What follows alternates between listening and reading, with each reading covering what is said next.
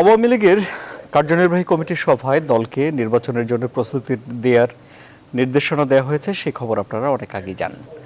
এবং এরপরে বিভিন্ন রাজনৈতিক দলগুলো কি করছে নির্বাচন কেন্দ্রিক সেসব বিষয়ে আমাদের নজর ছিল। এখন বিএনপি রুদ্ধদ্বার বৈঠক করছে। আমরা বৈঠক রুদ্ধদ্বার হলেও কিছু কিছু তথ্য তো সাংবাদিকরা জেনেই যায়, যে যেভাবেই তারা জেনেছেন যে বিএনপির ভারপ্রাপ্ত চেয়ারম্যান দলের নেতাদের নিয়ে বসছেন এবং সেখানে নির্বাচন নিয়ে আলোচনা হচ্ছে বলে জানা গেছে। তাহলে কি এখন বাংলাদেশের রাজনীতি, বিশেষ করে দ্বাদশ সংসদ নির্বাচনকে সামনে রেখেই দলগুলো নিজেদেরকে আবর্তিত করছে? কি ঘটছে রাজনীতির ভিতরে? আসুন আলোচনা করি। জনতন্ত্রে গণতন্ত্রে আমি আনোয়ার সাদি আপনাদের স্বাগত জানাচ্ছি। এই সন্ধ্যায় আমাদের আমন্ত্রিত অতিথি আওয়ামী লীগের উপপ্রচার সম্পাদক জনাব আমিনুল ইসলাম আমিন, আমাদের সঙ্গে আছেন বিএনপি নেতা জনাব শেখ রবিউল আলম এবং আমাদের সঙ্গে আছেন জাহাঙ্গীরনগর বিশ্ববিদ্যালয়ের সরকার ও রাজনীতি বিভাগের অধ্যাপক ডক্টর আব্দুল লতিফ মাসুম। আপনাদের সবাইকে স্বাগত জানাচ্ছি। আলোচনা শুরু করতে চাই জনাব শেখ রবিউল আলম আপনাকে দিয়ে। এই যে রুদ্ধদ্বার বৈঠকের ভেতর থেকে অল্প একটু খবর আমরা বললাম, আর কি খবর আপনার জানা আছে? বিএনপিকে এখন নির্বাচনের জন্য জোরে সোরে মাঠে নামছে? নির্বাচন নিয়ে বিএনপি যতটা জোরে সোরে মাঠে নামছে, তার চেয়ে আমি দেখছি মিডিয়া এবং সংবাদকর্মীরা আরো বেশি মাঠে নামছে। অর্থাৎ নির্বাচন নিয়ে সংকট রয়েছে, সংকট উত্তরণ ছাড়া এবং জনগণের অবাধে ভোট দেওয়ার পরিবেশ নিশ্চিত করা ছাড়া, রাজনৈতিক দলের অধিকার নিশ্চিত করা ছাড়া, প্রতিষ্ঠিত করা ছাড়া কোনো নির্বাচনের সুযোগ বাংলাদেশে নাই। কারণ নির্বাচনটা জনগণ বর্জন করেছে, রাজনৈতিক দলগুলি, অধিকাংশ রাজনৈতিক দল বর্জন করেছে, কারণ নির্বাচন ব্যবস্থাপনা ভেঙে পড়েছে। যার ফলে যে মিটিংটি বিএনপি হচ্ছে, হ্যাঁ, একটা সমন্বিত পরিসরে হচ্ছে। এর আগে বিচ্ছিন্নভাবে প্রতিনিয়তই হয়েছে, প্রতি সপ্তাহেই হয়েছে। যেহেতু করোনাকালীন সময়ে সীমিত পরিসরে ছিল রাজনৈতিক কর্মসূচি, কর্মকাণ্ড অথবা সভা সমাবেশ, অতএব 2 বছর রাজনীতি করোনার কারণে সেটা হয়তো ব্যাপ্তি পায়নি, এখন একটু বিস্তৃত পরিসরে করা হচ্ছে। হ্যাঁ, রাজনীতিতে সংকট রয়েছে দেশব্যাপী, আপনি জানেন। ক্ষমতাসীন আওয়ামী লীগ ক্ষমতায় আছে, আমি যদি বলি হয়তো আমিন ভাই কষ্ট পাবে, জনমত উপেক্ষা করে আছে, আগের রাত্রে ভোট করে আছে, অন্য রাজনৈতিক দলকে সুযোগ না দিয়ে আছে, জনগণকে ভোট দেওয়ার সুযোগ না করে দিয়ে আছে। এখন এটা আছে। দুঃখজনক হলো আওয়ামী লীগের মতো রাজনৈতিক দল আছে পৃথিবীতে। মানুষের অধিকার হরণ করে, জনমত উপেক্ষা করে অনেক শক্তি ক্ষমতায় আসে, আর যখন আওয়ামী লীগের মতো রাজনৈতিক দল আসে এবং থাকে, তখন একটা বড় জাতীয় সংকট তৈরি হয়। সেই সংকট থেকে উত্তরণের জন্য আমরা দলের মধ্যে একটা সমন্বিত আলোচনা করার বা কর্মকৌশল নেওয়ার চেষ্টা করছি। কারণ বৃহত্তর রাজনৈতিক দল হিসাবে জনগণের প্রতি আমাদের দায়িত্ব রয়েছে এবং আওয়ামী লীগকেও কিছুটা হলো সুমতি ফেরানোর দায়িত্ব রয়েছে, আর একান্তই সেটা না হলে বাধ্য করার দায়িত্ব রয়েছে। সেই জায়গা থেকে হচ্ছে বিএনপির এই আপনার মিটিং। আর আরেকটা বিষয় উল্লেখ করা যায় যে বিএনপির এবং তার অঙ্গ সংগঠন, সহযোগী সংগঠনের দেশব্যাপী সংগঠন গোছানোর কাজ চলছে, অর্থাৎ কমিটি পুনর্গঠনের কাজ চলছে। যারা এই মিটিং এ যুক্ত হয়েছেন তারা অনেকেই সেই দায়িত্বের মধ্যে আছেন। সেই পুনর্গঠন অথবা সংগঠনকে শক্তিশালী করার যে ইউনিটগুলিকে আপনার ঢেলে সাজানোর যে দায়িত্ব চলছে বিগত 2 বছর ব্যাপী, সেটা কতটা সফল হলো সে বিষয়ে আলোচনা হচ্ছে।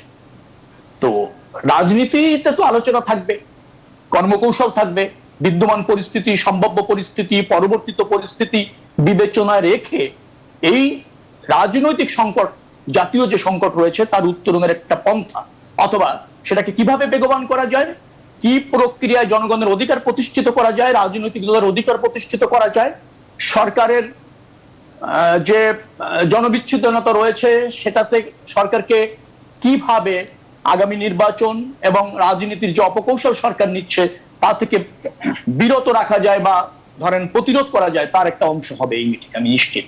এবং জনগণ এই মিটিং থেকে বা এই আপনার যেটাকে বলা হয় আমাদের যে কাউন্সিলিং পর্যায়ে আলোচনা হচ্ছে, করণীয় নির্ধারণ হচ্ছে, তার থেকে এটা সুফল পাবে। নিশ্চয়ই আওয়ামী লীগও সুফল পাবে। আওয়ামী লীগ কেন সুফল পাবে আমি এই কারণে বলছি যে আওয়ামী লীগকে প্রতিদ্বন্দ্বিতাপূর্ণ রাজনীতিতে ফিরিয়ে আসার একটা সুযোগও তৈরি হবে। কারণ আওয়ামী লীগ তো ক্ষমতার মধ্যে অন্ধ হয়ে গিয়েছে। আওয়ামী লীগ তো আওয়ামী লীগের নেতারা করতে পারছেন না, সব শ্রেণী পেশার দুর্বৃত্তরা আওয়ামী লীগ করছে। আজকে ধরেন প্রধানমন্ত্রীর ব্যক্তিগত চিকিৎসকও মেম্বার অফ পার্লামেন্ট হয়ে যাচ্ছে, বিজেএমই বিকেএম এর বড় বড় ব্যবসায়ীরা 69% মেম্বার অফ পার্লামেন্ট হয়ে যাচ্ছে, আমিন ভাইদার মেম্বার অফ পার্লামেন্ট হওয়ার সুযোগ রহিত হচ্ছে। কিন্তু প্রতিষ্ঠিত রাজনীতি এই সংকট, অর্থাৎ এই যে দুর্বৃত্তায়ন যে রাজনীতিতে চলছে, তার থেকে আবার ক্ষমতা কেন্দ্রিক রাজনীতি যেভাবে চলছে, হ্যাঁ রাজনীতিতে সব রাজনৈতিক দল ক্ষমতায় যেতে চাইবে, কিন্তু ক্ষমতা লোভে যেভাবে হয়ে যাচ্ছে প্রতিষ্ঠিত রাজনৈতিক দল, সেটা কিন্তু জাতির জন্য সংকট। আওয়ামী লীগ আপনার কাছে জি এই জনাব শেখ জায়গা রবিউল থেকে আলম, বেরিয়ে আসার জন্য একটা প্রক্রিয়া চলছে নিশ্চয়ই, এবং জাতি সেটা থেকে সুসংবাদ পাইবে। আমি আপনার কাছে আবারও আসবো। আপনার কথা সূত্র ধরে জনাব আমিনুল ইসলাম আমিনের কাছে যেতে চাই। জনাব শেখ রবিউল আলম বলছেন যে আওয়ামী লীগের সুমতি ফেরানো বিএনপির দায়িত্ব, অথবা আওয়ামী লীগকে বাধ্য করাও বিএনপির দায়িত্ব। কি বলবেন জনাব আমিন? আপনাকে অনেক অনেক ধন্যবাদ। একই সাথে নিউজ 24 এর দর্শক বিশ্বজুড়ে যারা এই অনুষ্ঠান দেখছেন সবাইকে আমার শুভেচ্ছা এবং সালাম। আমি জনাব শেখ রবিউল আলমের বক্তব্য খুব মনোযোগ সহকারে শুনছিলাম। বেসিক্যালি এটাকে একটা ভাঙা রেকর্ড ছাড়া আমি আর কিছুই বলতে চাই না, কারণ ওরা কিন্তু সেই 2018 সালের পর থেকেই ক্রমাগত বলে আসছে যে এই সরকার জনবিচ্ছিন্ন। তো এই সরকার যদি জনবিচ্ছিন্ন হয় তাহলে তারা নিশ্চয়ই জনসম্পৃক্ত। তাহলে এই জনসম্পৃক্ত রাজনৈতিক দলটির এই যে ঈদের পর আন্দোলন, রোজার পর আন্দোলন, বর্ষার পর আন্দোলন, কোন আন্দোলনে কোথায় কবে কে কখন সাড়া দিয়েছে, তাহলে মাঠের যে চিত্র, সেই চিত্রে তো এটা অনুধাবন না করার কোনো কারণ নেই যে আসলে কারা জনবিচ্ছিন্ন। যদি আমরা জনবিচ্ছিন্ন হতাম তাহলে আমি মনে করি তাদের ডাকে যে আন্দোলন হতো সে আন্দোলনে আমাদের টিকে থাকার কোনো কারণ ছিল না। কিন্তু আমরা যদি আরেকটু পেছনে ফিরে যাই আমরা সেখানে দেখব তারা 2013 সালে দেলোয়ার হোসেন সাঈদীর রায় যুদ্ধ অপরাধীদের বিচার কার্যক্রম শুরু হওয়ার পর থেকেই, এবং যখন এক এক করে রায় দেওয়া শুরু করল, তারপর থেকে 2014 সালের 5ই জানুয়ারি নির্বাচন ঠেকানো পর্যন্ত আন্দোলনের নামে সারা দেশব্যাপী যে ভয়ঙ্কর অগ্নি সন্ত্রাস, বোমা এবং নিরহ ইভেন গবাদি পশু ট্রাকও পেট্রোল বোমা হামলা করে যেভাবে নিরহ গবাদি পশুকে হত্যা করা হয়েছিল, পৃথিবীর কোন গণতান্ত্রিক দেশে কোন গণতান্ত্রিক আন্দোলনে এমন নজির তো নেই। ইভেন এই উপমহাদেশের মানুষ নকশালের আন্দোলন নামে যে ভয়টা পেত, তাদের কাছেও কিন্তু এরকম কোন মানুষ হত্যার উৎসবকে আন্দোলনের নামে অভিহিত করার কোন রেকর্ড নেই। এখন সেই দলটি যদি বলে যে সরকার জনবিচ্ছিন্ন হয়ে গিয়েছে, তাহলে আমি মনে করি না যে মানুষ সেটা খুব একটা গোনায় নিবে। হ্যাঁ, উনি একটি কথা বলেছেন যে রাজনীতিতে পেশাজীবীরা আসছে, তো অথবা বিভিন্ন শ্রেণীর মানুষ এখানে রাজনীতিকদের চেয়ে বেশি জায়গা নিচ্ছে পার্লামেন্টে। এটা অবশ্যই সংখ্যাটা ভালো না। এখানে আমি মনে করি হয়তো বা দল হিসেবে আমাদের ব্যর্থতা আছে বা সেটা আমাদের চিন্তা করা উচিত। কিন্তু আমি যদি তাকে পাল্টা প্রশ্ন করতে চাই, বাংলাদেশের পলিটিক্সে এই ধারার সূচকটা কে? এই ধারার প্রবর্তনটা কে করলো? কার হাত ধরে আসলো?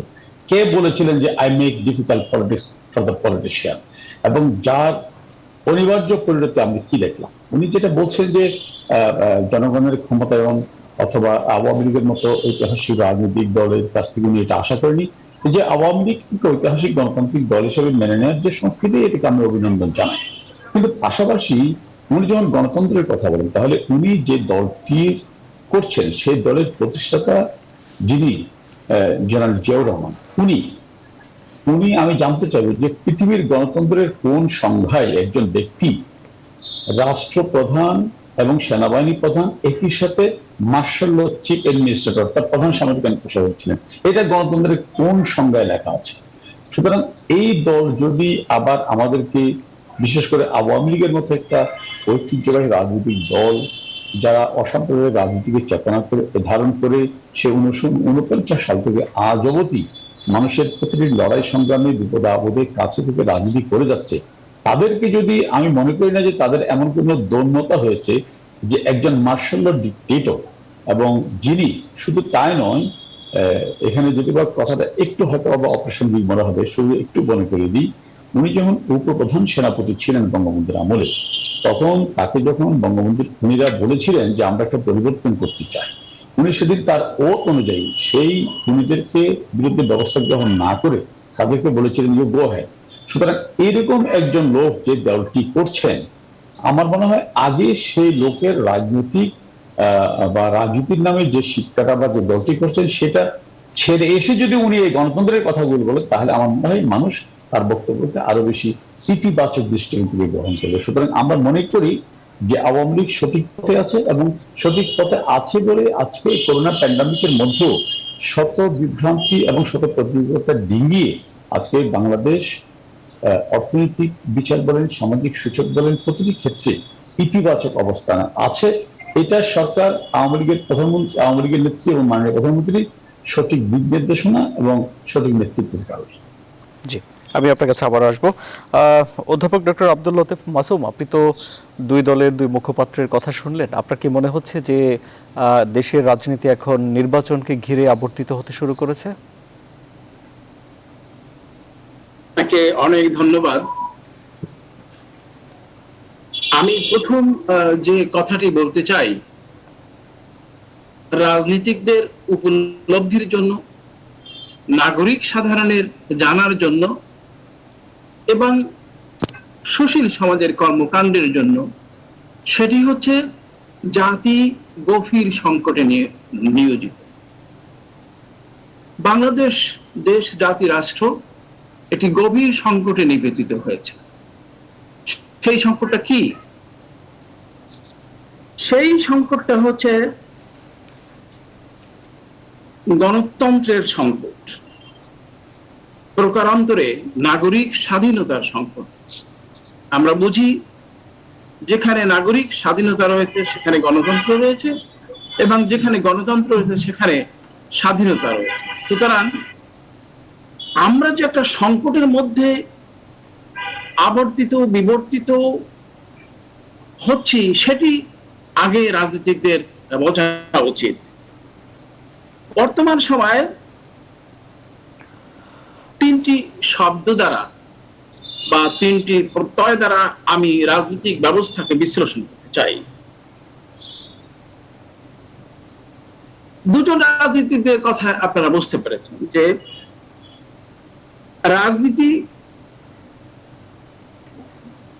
রাজনীতি সঠিক, সরল, স্বাভাবিক নেই। রাজনীতির দুর্বৃত্তায়ন হয়েছে, এক নম্বর।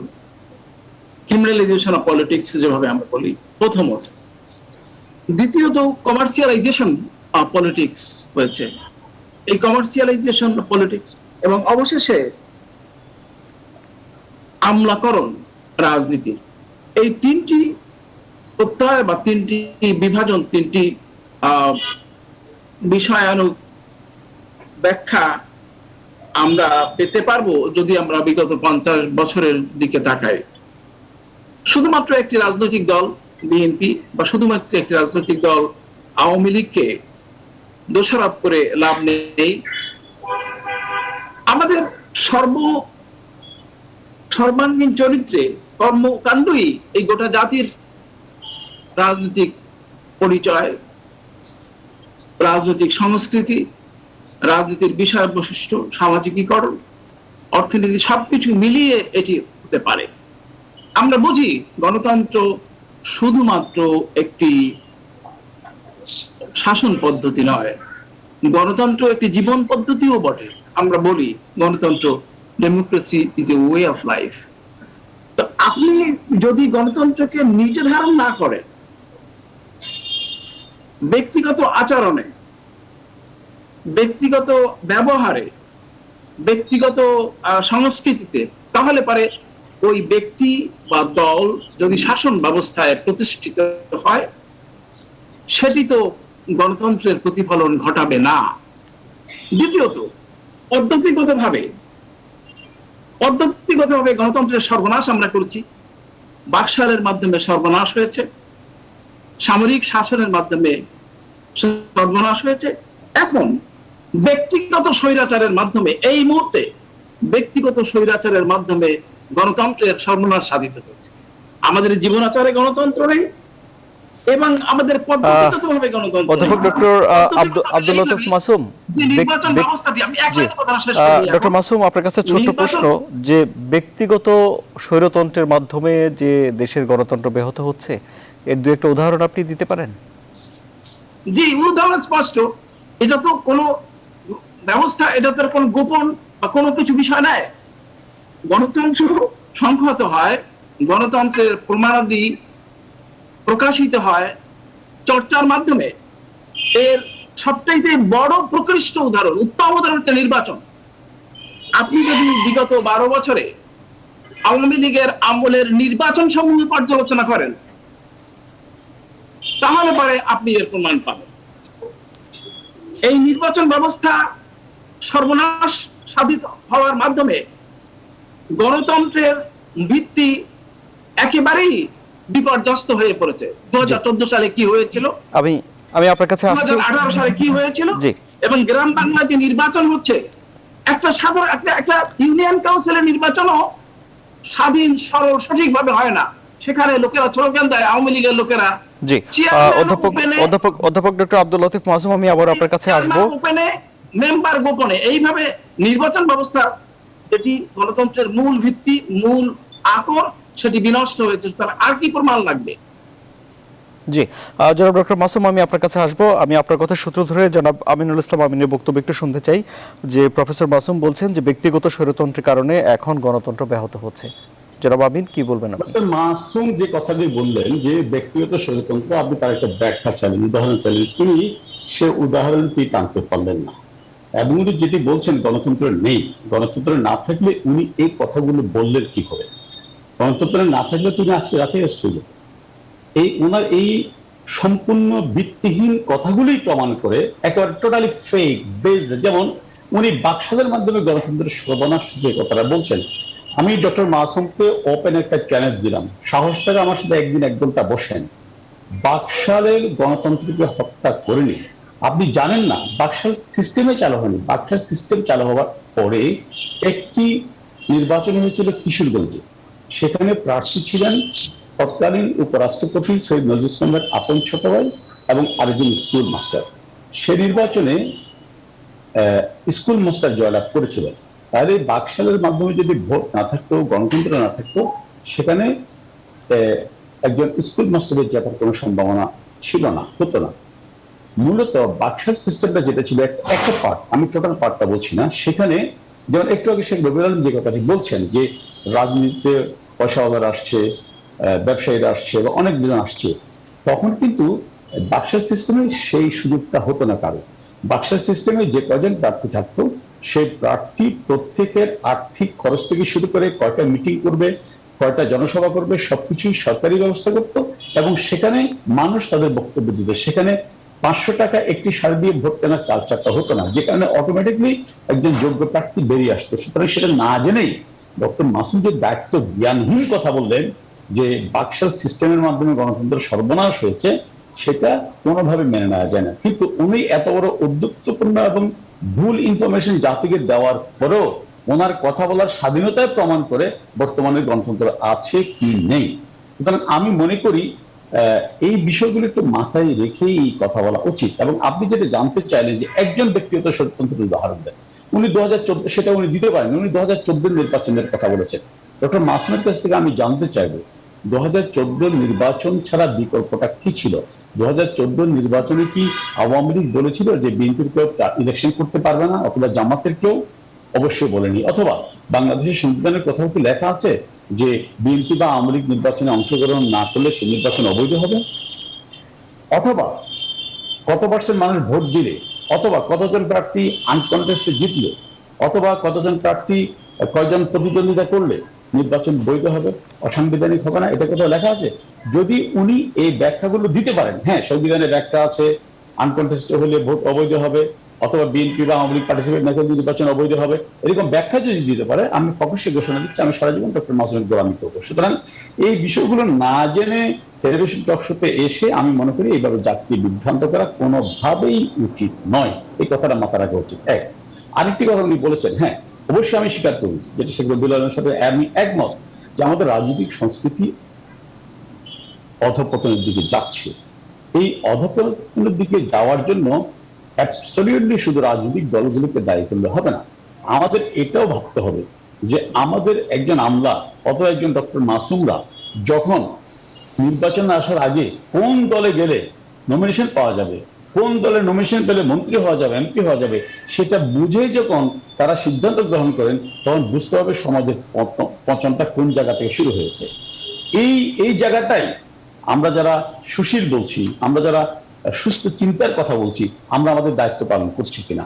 আমরা যখন দেখি একজন রিটায়ার্ড আর্মি অফিসার অথবা একজন রিটায়ার্ড আমলা যে উনি আগে থেকে ঠিক করে যে আমার বাড়ি কোথায়, আমি কোন দল ওখান থেকে শক্তিশালী, কোন দল নমিনেশন আমার পেতে হবে, কোন দলে পেলে নমিনেশন পেলে আমি ভবিষ্যতে কিছু হতে পারবো, যাদের বিবেচনায় এইটা আছে যে কোন রাজনৈতিক দল করলে আমার প্রাপ্তি নিশ্চিত হবে, তারা কিন্তু রাজনীতি করে না। তারা প্রত্যেকে সুশীল দাবিদার, প্রত্যেকে সমাজের উন্নত চিন্তার দাবিদার। জনাব শেখ রবিউল আলম, আপনাকে দিয়ে এই পর্ব শুরু করি। জনাব আমিনুল ইসলাম আমিন বলছেন যে রাজনীতিবিদদের জন্য রাজনীতি কঠিন করে দিয়েছে বিএনপি, কি বলবেন আপনি? বিএনপি রাজনীতি কঠিন করে দিয়েছে। হ্যাঁ, কঠিন তো হয়েছে আওয়ামী লীগের জন্য অনেকটা। উনি বললেন, শহীদ প্রেসিডেন্ট জিয়াউর রহমান বলেছিলেন যে আমি রাজনীতিবিদদের জন্য রাজনীতিটা কঠিন করে দিলাম। সঠিক বলেছেন তো, আওয়ামী লীগের জন্য তো কঠিন হয়েছে। উনি বলেছিলেন যে ভাষণ আর গলাবাজি করে রাজনীতি করা যাবে না আগামীতে। রাজনীতিবিদদের রাজনীতি করতে হবে মানুষের কাছে গিয়ে, মানুষের কাছে জবাবদিহি থেকে, মানুষের সেবা করে, জনকল্যাণ নিশ্চিত করে, যেটা 3.5 বছর তিনি করেছিলেন। পরে বিএনপিকে প্রতিষ্ঠিত করেছিলেন এবং বাংলাদেশের সর্ববৃহৎ এবং সবচেয়ে জনপ্রিয় রাজনৈতিক দল বিএনপি প্রতিষ্ঠিত হয়েছিল। কিন্তু সঠিকই বলেছেন, আওয়ামী লীগের জন্য কঠিন হয়েছে। আওয়ামী লীগ বিএনপির সেই আদর্শটাকে চ্যালেঞ্জ হিসেবে নিতে এখনো ভয় পায়, যার ফলে একটি ক্রেডিবল নির্বাচন অংশ নিতে ভয় পায়, আয়োজন করতে আওয়ামী লীগ ভয় পায়। ভাষণ আর গলাবাজিতে তো রাজনীতি করা যায়নি, আওয়ামী লীগ তো পারেনি বিএনপি প্রতিষ্ঠিত হওয়ার পর। অতএব শহীদ রাষ্ট্রপতি জিয়াউর রহমান সঠিক কথাটাই বলেছিলেন যে রাজনীতি হবে, জনসম্পৃক্ত হতে হবে, জনগণের কাছে জবাবদিহি থাকতে হবে, জনগণের সমর্থন লাগবে, জনসেবা নিশ্চিত করতে হবে। সেটাই তো সঠিক, সেটাই তো গণতন্ত্র। আমি কিন্তু অধ্যাপক আব্দুল লতিফ সাহেবের বক্তব্য শুনলাম, ওনার বক্তব্যের মেরিটের সাথে একমত, কোনো সন্দেহ নেই যে বাকশাল প্রতিষ্ঠিত করা হয়েছিল একদলীয় রাজনীতি এবং একদলীয় শাসন ব্যবস্থা কায়েম করা, এবং সেটা দিয়ে কিন্তু সত্যিকার অর্থে গণতন্ত্রের টুটি চেপে ধরা হয়েছিল এবং গণতন্ত্রের কফিন রচনা করা হয়েছিল। এটা তো সত্য, এটা থেকে কোনো সন্দেহ থাকার সুযোগ আছে? যেমন আমিন ভাই যদি গণতন্ত্র বলতে এটা বোঝেন, আপনি টেলিভিশনের একটা অনুষ্ঠানে আমাকে গেস্ট করবেন, আপনি প্রশ্ন করবেন, আমি উত্তর দেবো, এটাই গণতন্ত্র। তো আওয়ামী লীগ যখন এভাবে গণতন্ত্র বোঝে, তখন তো গণতন্ত্র উত্তরণটা খুব কঠিন হয়ে যায়, যে চেষ্টাটা আমরা ক্রমাগত ভাবে করছি। আওয়ামী লীগ তো গণতন্ত্রের সংজ্ঞা হারিয়ে ফেলেছেন। গণতন্ত্রটাকে আমি যদি মোটা দাগে বলি, রাষ্ট্র ব্যবস্থাপনায় জনগণের প্রত্যক্ষ এবং পরোক্ষ অংশগ্রহণ নিশ্চিত করা। একেবারে মোটা দাগে বললাম, সেটি কি আছে? আপনি দেখেন যে জনগণের অংশগ্রহণের রাজনীতিতে যে পদগুলি আছে সেটা ক্রমান্বয়ে করা হয়েছে। সাংবিধানিক প্রতিষ্ঠানগুলি আপনি অকার্যকর করে দিয়েছেন দলীয় বিবেচনায়। আমাদের রাষ্ট্রের যে মূলটা ভাগ, শাসন বিভাগ, আইন বিভাগ, বিচার বিভাগ দলীয়করণ করেছেন, পার্লামেন্ট ফাংশন করছে না, দুর্বৃত্ত যত আছে, অরাজনৈতিক দল আপনি মেম্বার অফ পার্লামেন্ট বানাচ্ছেন। আচ্ছা, আপনি আমাকে বলেন তো, এই যে বিভিন্ন শ্রেণী পেশার দুর্বৃত্ত এবং অরাজনৈতিক দল সব সরকারি দলে যাচ্ছে কেন? তারা জানে যে নৌকা মার্কা মানে উইন। তারা জানে যে মেম্বার অফ পার্লামেন্ট হতে অথবা জনপ্রতিনিধি হতে জনগণের ভোটের প্রয়োজন হবে না, যার ফলে তো তারা সেখানে যাচ্ছে। কই, তারা তো এসে বিরোধী দলের নমিনেশন নিয়ে রাজনীতি করতে চাচ্ছে না এই মুহূর্তে। কেন চাচ্ছে না? কারণ এই সুবিধাভোগীদের একটা অভয়ারণ্য হয়ে গেছে এখন আওয়ামী লীগ। কারণ দলটি, আমি আবারও বলছি, যে জনগণের অংশগ্রহণে নির্বাচনের করতে তারা ভয় পাচ্ছে। এটাই কিন্তু সংকট। এই যে আমিন ভাই আরেকটা কথা বলছিলেন, বিচ্ছিন্ন, জনবিচ্ছিন্ন কারা, কিভাবে বোঝা যাবে? গণতান্ত্রিক ব্যবস্থাপনায় কে জনবিচ্ছিন্ন এবং কে জনসমর্থন পাবে, কার দর্শন, কার রাজনীতি, কার ম্যানিফেস্টো, সেটা নির্ধারণের হচ্ছে অবাধ একটা ভোটার ব্যবস্থা, ভোট ব্যবস্থা। আপনি তো সেটা বন্ধ করেছেন। আমরা তো তাই চাচ্ছি যে আপনারা জনবিচ্ছিন্ন না আমরা জনবিচ্ছিন্ন, অথবা আপনারা জনসম্পৃক্ত না আমরা জনসম্পৃক্ত, বা আপনারা জনসমর্থিত না আমরা জনসমর্থিত, সেটার জন্য একটা ক্রেডিবল নির্বাচনের আয়োজনের দাবি আমরা করছি। আমরা তো অন্য কিছু চাইছি না। আওয়ামী লীগের ভিত্তিটা কোথায়? আওয়ামী লীগ যদি জনবিচ্ছিন্ন না হয় এবং আওয়ামী লীগ যদি মনে করেন যে উন্নয়নের কথা বলে, তারা যদি জনগণের প্রতিনিধিত্ব করার যোগ্যতা রাখে, তাহলে আপনি একটা অবাধ ক্রেডিবল নির্বাচন করতে ভয় পাচ্ছেন কেন?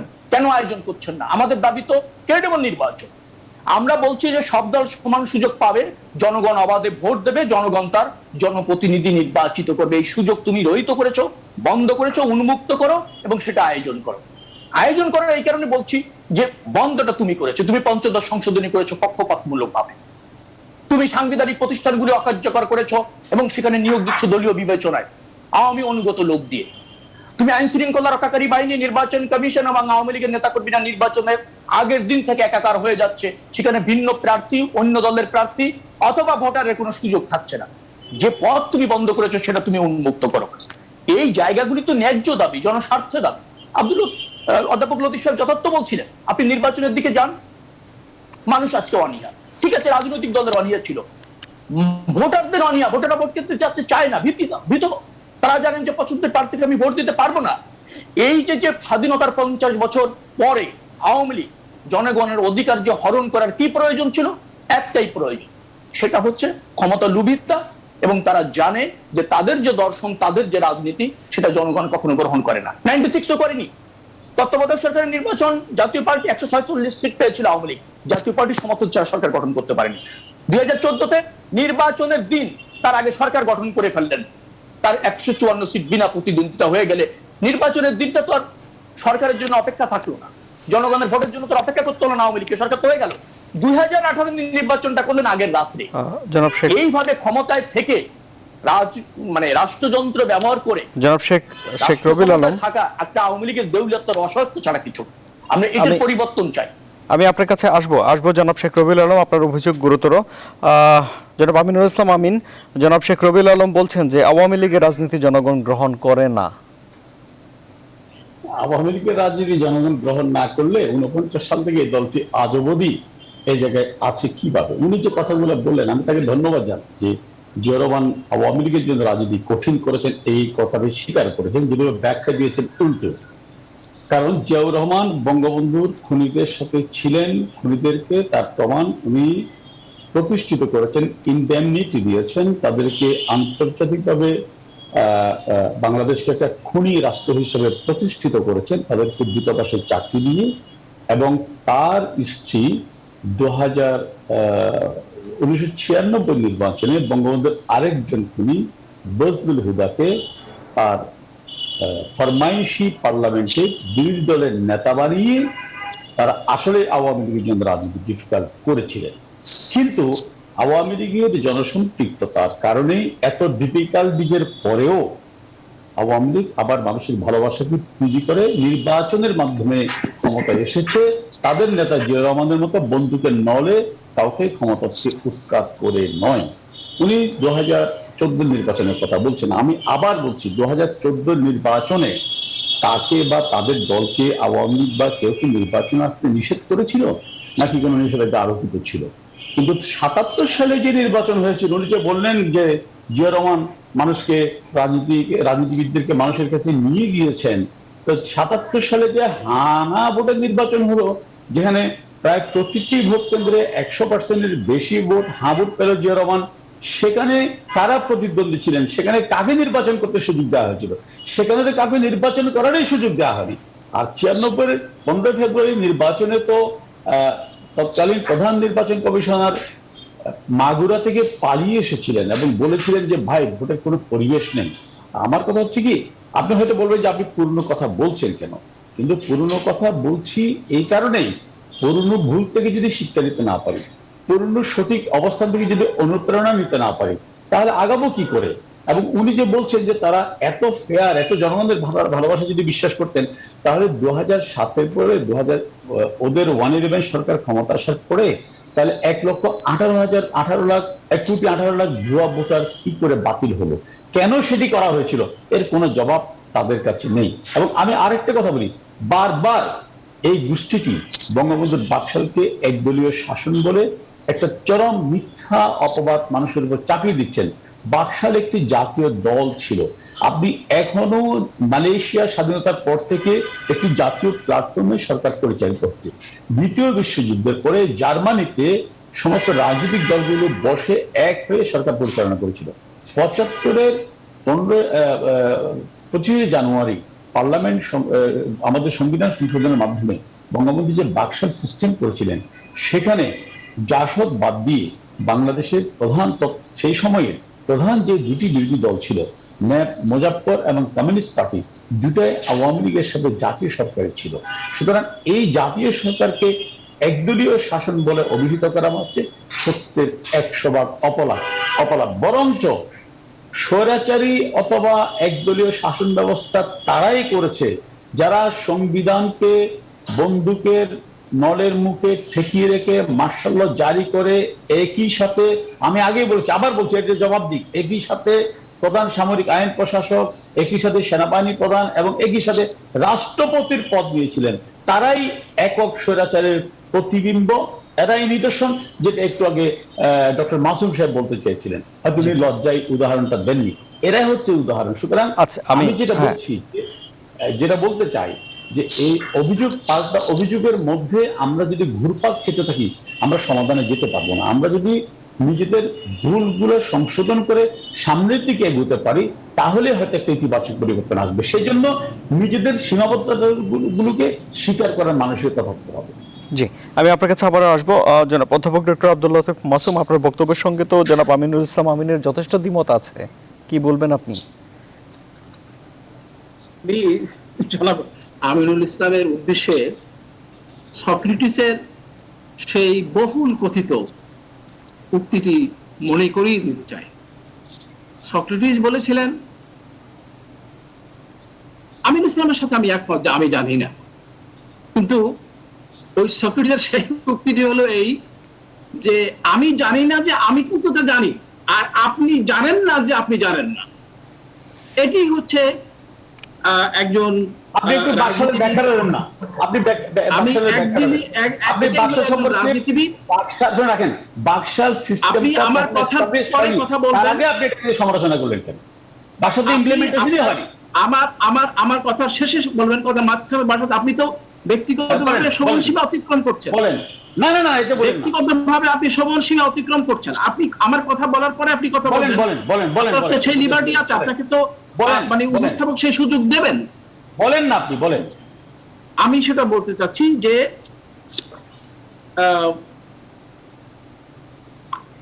আমি জানি যে আমি জানি না, আর একজন রাজনীতিবিদ জানেন না যে একজন রাষ্ট্রবিজ্ঞানের শিক্ষক 40 বছর শিক্ষকতা করার পরে কি জানেন কি জানেন না। গণতন্ত্র তো এমন একটা জিনিস যেটা সারা পৃথিবীতে সমৃদ্ধ, এবং নানা ধরনের নানা লোকেরা এই গণতন্ত্রের শব্দকে অপব্যবহার করছে, ব্যবসা করেছে, এবং নানাভাবে স্বৈরতন্ত্রকে গণতন্ত্র রূপে চালাবার চেষ্টা করেছে। আপনি ধরেন মার্ক্সীয় দর্শন, ইট ইজ ফিলসফি। মার্ক্সীয় দর্শনে পার্টি সিস্টেম মানে বাকশাল সিস্টেম আছে, তো সেটাকে তারা শোষিতের গণতন্ত্র বলেন। আবার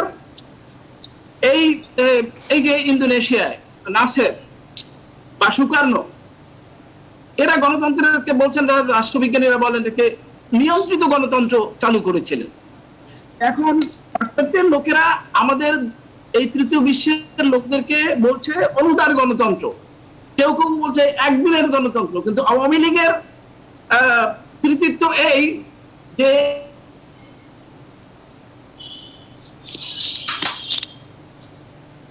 জি বলুন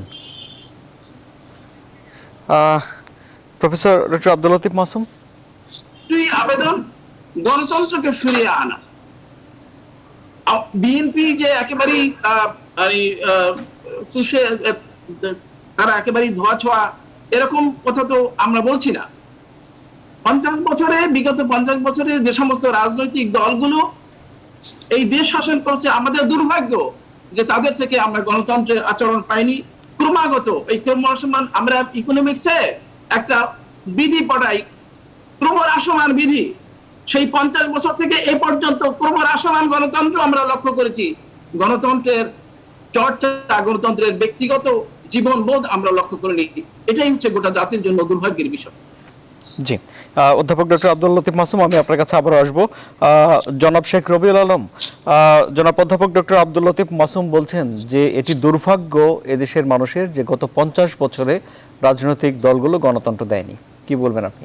না, এটা আমি ওনার ওই ম্যারিটির সাথে আমি একমত। হ্যাঁ, ব্যস্ততা কম বেশি অনেকেরই আছে, কিন্তু আমরা 91 থেকে একটা চর্চার দিকে যাচ্ছিলাম। সেই চর্চাটা যদি আরো ধরেন 2006 তারপর যদি আপনি বলবেন 2014 যত 2 বছর ওখানে গ্যাপ হয়ে গিয়েছে আমাদের, বা 2018 3-4টি নির্বাচনে আমরা যদি করতে পারতাম নিরপেক্ষ সরকারের অধীনে এবং ক্ষমতার পরিবর্তনও যদি আমরা করতে পারতাম গণতান্ত্রিক প্রক্রিয়ায়, ক্ষমতা হস্তান্তর আর কি, তাই না? সেটা আমার মনে হয় যে রাজনীতিটা সৌহার্দ্য প্রতিষ্ঠিত করতো এবং গণতন্ত্রের চর্চার পথটা অবাধ হতো এবং এখন প্রতিষ্ঠিত গণতন্ত্র বাংলাদেশে দেখা যেত।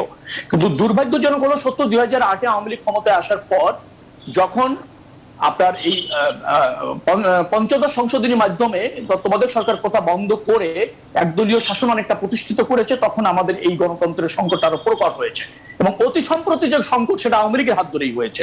এই যে আপনি আমির সাহেব বলছিলেন ঢালাওভাবে বঙ্গবন্ধুকে হত্যা করে ক্ষমতা কারা নিয়েছে? বঙ্গবন্ধু এবং তার পরিবারকে শুধুমাত্র রাজনীতি থেকে বিতাড়িত করা হয়েছিল। আওয়ামী লীগ তো ক্ষমতা দখল করেছিল, প্রথমে মুস্তাক, পরে বিচারপতি সাহেব। আওয়ামী লীগের না, 2.5 বছর ক্ষমতায় ছিল। ইন্ডিমিনিটি অধ্যাদেশ কে জারি করেছিল? মুস্তাক জারি করেছেন 26 সেপ্টেম্বর। ইমার্জেন্সি বঙ্গবন্ধু আগেই করেছিলেন ইমার্জেন্সি 74 সালের 28 ডিসেম্বর। মুস্তাক এসে 20 আগস্ট সেটাকে আরো কিছু ধারা যুক্ত করে দিয়ে ইমার্জেন্সিটা দিয়েছিল। জিয়া রহমান ক্ষমতায় এসে ইমার্জেন্সি উল্টো করেছিলেন। এই কারা করলো? হানা ভোটের কথা উনি বললেন। আপনি নিশ্চয়ই জানেন যে বিচারপতি সায়েমের সরকার আওয়ামী লীগের সমর্থিত সরকার ছিল। বিচারপতি সায়েমের 21 জন উপদেষ্টা পদত্যাগ করলে তিনি রাষ্ট্রপতি আর থাকতে চান না, না থেকে তিনি সেখানেও কিন্তু একটা অর্ডিন্যান্স জারি করে তিনি জিয়া রহমানকে ডেকে ক্ষমতা হস্তান্তর করলেন। এই অনিবার্য পরিস্থিতিতে জিয়া রহমানকে ক্ষমতা নিতে হয়েছিল। জিয়া রহমান গণতন্ত্র মনা ছিলেন বিদায় একদিনও চাননি তিনি রাষ্ট্রপতি থাকবে জনগণের সম্মতি ছাড়া। যেমন মুস্তাক ছিলেন, মুস্তাক হানা ভোটের আয়োজন করেছিলেন, সায়েম করেছিলেন, 2.5 বছর কেন ক্ষমতায় ছিলেন? প্লিজ আমি শেষ করে দেবো এক বাক্য দিয়ে। জিয়া রহমান চেয়েছিলেন যে তিনি হানা ভোট দিয়ে অন্তত জনগণের সমর্থন নিয়ে যে কয়েকদিন রাষ্ট্রপতি থাকতে হয় পুনরায় নির্বাচনের আগে। 78 তো তিনি নির্বাচন দিয়েছেন, আওয়ামী লীগ অংশ নিয়েছিল। আওয়ামী লীগের যে প্রার্থী জাতীয় ঐক্য জোট জেনারেল উসমানী, আর বিএনপি ছিল জাতীয় ফ্রন্টের জিয়া রহমান। সেই নির্বাচনে আওয়ামী লীগ কিন্তু অনেক ভোট পেয়েছে, 24% উপরে ভোট পেয়েছে। অর্থাৎ জিয়া রহমান ক্ষমতা দখলও করেননি, তিনি গণতন্ত্র উন্মুক্ত করেছিলেন। জি, অনেক ধন্যবাদ আপনাকে জনাব শেখ রবিউল আলম। আমরা অনুষ্ঠানের শেষ দিকে আছি। প্রতিষ্ঠিত করেছিলেন। আর ভুয়া ভোটার, আমি একটা কথা বলি, আওয়ামী লীগের কারণে ভুয়া ভোটার হয়েছে, দ্বৈত ভোটার হয়েছিল। অনুষ্ঠানের শেষ দিকে আছে, আপনার বক্তব্য স্পষ্ট জনাব শেখ রবিউল আলম। আমরা জনাব আমিনুল ইসলাম আমিনের কাছে যাচ্ছি। জি, জনাব আমিনুল ইসলাম আমিন, আপনার শেষ কথাগুলো শুনি। আমি জনাব ডক্টর মাসুম সাহেবের বক্তব্য দিয়ে শুরু করি। উনি তো আসলে আমাদের সমস্ত পলিটিশিয়ানদের সার্টিফিকেট দিয়েছেন। হ্যাঁ, উনি তো আমাদেরকে মূর্খতার একটা সার্টিফিকেট দিয়েছেন। তো ওনার কাছে আমি পরে হয়তো জানতে চাইবো যে ইন্দোনেশিয়ার এত বড় রাজনীতিবিদ নাসের এটা কে, শুনি নাই কোনোদিন। তারপরে উনি আমাদের মূর্খতার সার্টিফিকেট দিচ্ছেন, হয়তো আরো দিয়ে যাবেন যেহেতু উনি মাস্টার মহোদয়। তো আমি শেখ রবিউল আলমের কথাটা বলি একটু। আমি যে আগেই বলেছি যে এই বিতর্কের মধ্যে থাকলে আমরা সমাধানে পৌঁছাতে পারবো না। উনি একটি চমৎকার কথা বলেছেন শেখ রবিউল আলম, যে 91-এর পর থেকেই একটি গণতান্ত্রিক ধারাবাহিক শুরু হয়েছিল। তাহলে আমি তার কাছ থেকে প্রশ্ন করতে চাই, 91-এর আগে বেগম জিয়া কোনোদিন 15 আগস্ট তার জন্মদিন পালন করেছিলেন কিনা? 92 থেকে উনি কোন উদ্দেশ্যেই, আমি যদি বলি সেই ধারাবাহিকতাটা যেন না থাকে, সেই কারণে কি 15 আগস্ট তার একটা কল্পিত জন্মদিন পালন করা শুরু করেনি? কারণ আমি এটাও চ্যালেঞ্জ করে বলি, উনি 91-এ প্রধানমন্ত্রী হওয়ার পরে তৎকালীন সমস্ত পত্রিকাতে তার একজন প্রধানমন্ত্রীর যেই জীবন বৃত্তান্ত বের হয়, সেখানে কিন্তু কোথাও 15 আগস্ট তার জন্মদিন ছিল এটা লেখা নেই। উনি এই বিভাজনটা শুরু তারাই করেছিলেন। এক, তারপরে 2006-এ এসে যদি তাদের একেবারে দলীয় সাবেক একজন নেতাকে তত্ত্বাবধায়ক সরকারের প্রধান করার জন্য যদি বাংলাদেশের একজন বিচারপতিও না চাওয়ার পরে যদি বিচারপতির বয়সসীমাটা না বাড়াতেন, অথবা বাড়ানোর পরেও যদি তারা সেদিন সেকেন্ড, থার্ড, ফোর্থ অপশন বাদ দিয়ে সরাসরি ফিফথ অপশনে না যেতেন, অথবা সেখানে আপনাদের ইস্যু মনে আছে সেই বিচারপতি প্রধান নির্বাচন কমিশন এম এ আজিজের কথা, উনি বলেছিলেন খবর নাই রে ভাই, খবর নাই, তিনি একজন বিচারপতি না মানাতেন, তাহলে হয়তো হাইকোর্ট রায় দিত না যে আপাতত আর তত্ত্বাবধায়ক সরকার দরকার নেই। উনি বারবার যে দায়টি আওয়ামী লীগের উপর চাপাচ্ছেন, এটা আওয়ামী লীগের উপর আসবে না। এটা তো হাইকোর্ট রায় দিয়েছে যে আর তত্ত্বাবধায়ক সরকার কথা দরকার নেই, তবে সরকার চালিয়ে রাখতে পারে, আমরা রাজি নাই, আমরা তো হাইকোর্টের রায়টা ফলো করলাম, কিন্তু এইটার দায় উনি আওয়ামী লীগের উপর চাপাচ্ছেন। আরেকটি কথা হচ্ছে উনি বলছেন যে বঙ্গবন্ধুকে হত্যা করেছে কারা? আওয়ামী লীগ? Of course not. শুনেন, সিরাজদৌল্লার পরমাত্মীয় ছিল মীর জাফর। বাংলাদেশের কোন মানুষ মীর জাফরকে তার পরম আত্মীয় বলে না, সাকিব মীর জাফর বলে। বঙ্গবন্ধুর খুনি মোশতাক, সে ওয়ান্স আওয়ামী লীগের ছিল। তার ওই পরিচয় শেষ নয়, তার পরিচয়, প্রথম পরিচয় হচ্ছে কি, সে একজন মীর জাফর। এবং অবশ্যই ইন্ডিয়ানদের অধ্যাদেশ জারি করেছিল খুনি মোশতাক। জিয়ার যদি এর সাথে সম্পৃক্ততা না থাকতো, সমর্থন না থাকতো, তাহলে ৭৯ পার্লামেন্টে জিয়াউর রহমান কেন সেই ইন্ডিয়ানদের অধ্যাদেশকে অ্যাপ্রুভ করলেন? সুতরাং আমি জানি এই কথাগুলোর কোনো উত্তর তারা দিতে পারবে না। হয়তো আপনি উত্তরটা আমার কাছে নেন, একটু নেন। 20 আগস্ট যখন ইমার্জেন্সি জারি করা হয়, সংবিধান অব্যাহত রাখা হয়েছিল। সাধারণত আমিন ভাই, সাধারণত ইমার্জেন্সির সময় সংবিধান স্থগিত করা হয়। মুস্তাকের ইমার্জেন্সিতে সংবিধান অব্যাহত ছিল বিধায় ওই পার্লামেন্ট ওটা আইনে পরিণত হয়ে যায়। শুনেন, পার্লামেন্ট আইনে 1979 পার্লামেন্টে তো বিএনপি ছিল 200-র অধিক আসন পেয়ে জিতেছিল। তাহলে কেন, যদি জিয়া রহমান সেই খুনিদের পৃষ্ঠপোষক না হয়ে থাকেন, তাহলে কি কারণে সেই ইনডেমনিটি আপনারা অ্যাপ্রুভ করলেন? তাহলে তো আপনার নেতাকে আপনারা হত্যা করে সপরিবারে আপনারাই ইনডেমনিটি দিচ্ছেন। আমি আবার বলছি, সিরাজদৌল্লাহর পরমাত্মীয় ছিল মীর জাফর। মীর জাফরকে কেউ সিরাজদৌল্লাহর পরমাত্মীয় বলে না, she is a traitor. Mostaq is a traitor. শুনেন, আপনি যদি ইসলামের দিকে তাকান, নবী করিম সাল্লাল্লাহু আলাইহি ওয়াসাল্লামের সাথে যারা সাহাবায়ে কেরাম ছিলেন, কেউ কিন্তু বায়বন মুসলিম ছিল না, প্রত্যেকটি কনভার্টেড মুসলিম। এই জন্য তাদেরকে কেউ বলে না যে হযরত আলী কাফির ছিল, হযরত আবু বকর কাফির ছিল। আর সময় নেই। জি, আর সময় নেই, আজকের মতো শেষ করতে হচ্ছে। অনেক ধন্যবাদ আপনাদেরকে।